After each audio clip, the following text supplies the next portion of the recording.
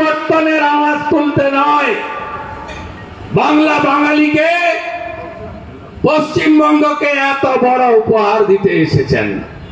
আমি আশা করব কেএমডিএ এলাকা, বৃহত্তর কলকাতা, ব্যারাকপুর থেকে যাদবপুর, আপনারাই ওই দিন 1 লক্ষ মানুষের সমাবেশ ঘটিয়ে দিতে পারবেন। সেই আমন্ত্রণ দিতে এসেছি। সাথে সাথে সরকারি কর্মসূচির বাইরে পরিবর্তন সংকল্প সভা কেন, পশ্চিমবঙ্গে পরিবর্তন কেন? আমি আসার আগে তাপস দা, তমগ্ন ভাই, বন্ধু সজল আপনাদের কাছে বলেছে, আগের বক্তারাও হয়তো বলেছে। আমি আপনাদের কাছে বলি, আমরা যদি এই পশ্চিমবঙ্গকে বাঁচাতে না পারি, তাহলে সত্যিকারের এই পশ্চিমবঙ্গে সমস্ত কিছু বিপন্ন হয়ে যাবে। আপনি এক একটা করে যদি সেক্টর দেখেন, বক্তব্যের অনেকটাই সজল ঘোষ শিক্ষা নিয়ে বলেছে।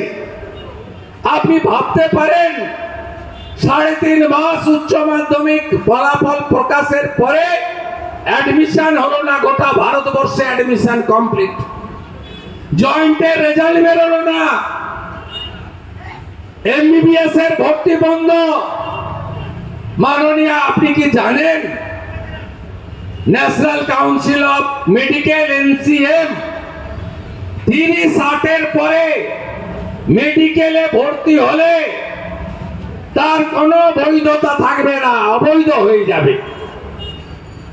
আপনি কি জানেন কত বড় সর্বনাশ? কয়েক লক্ষ উত্তীর্ণ মেধাযুক্ত ছাত্রছাত্রী, তাদের অভিভাবক অভিভাবিকা শিক্ষা প্রতিষ্ঠানে পড়ছে। কারণ দুটো। একটা কারণ হলো এই টেকনো ইন্ডিয়ার সত্যম রায়চৌধুরীর মতো কিছু ডাকাতকে মমতা ব্যানার্জি তৈরি করেছেন। প্রাইভেট কলেজ, প্রাইভেট ইউনিভার্সিটি, ব্যাঙের ছাতার মতো চারিদিকে সব প্রাইভেট প্রাইভেট প্রাইভেট। কত টাকা ভর্তি করতে লাগে, সেমিস্টারে লাগে, হোস্টেলে লাগে, ছোট বাচ্চাদের গাড়িতে লাগে। আপনারা ভুক্তভোগীরা জানেন, আজকে এরা যাতে, এদের অ্যাডমিশন বন্ধ ছিল না, এরা 1000 কোটি টাকার বেশি কামিয়ে নিল ওই 2-2.5-3 মাসে।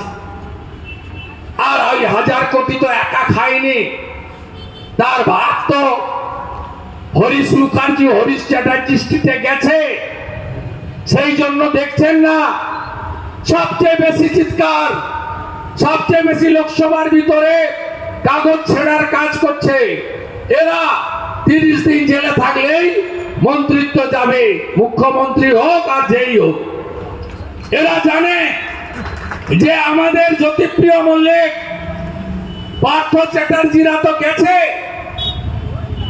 আরো কিছুদিনের মধ্যে আমাদের অনেককে যেতে হবে।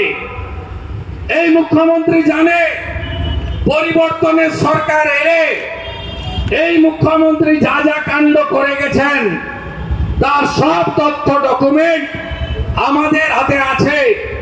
আমরা উনার মতো বদলা নয় বদল চাই বলছি না, আমরা মানুষের মনোভাবকে সম্মান দিয়ে বলছি বদলও হবে, বদলাও হবে।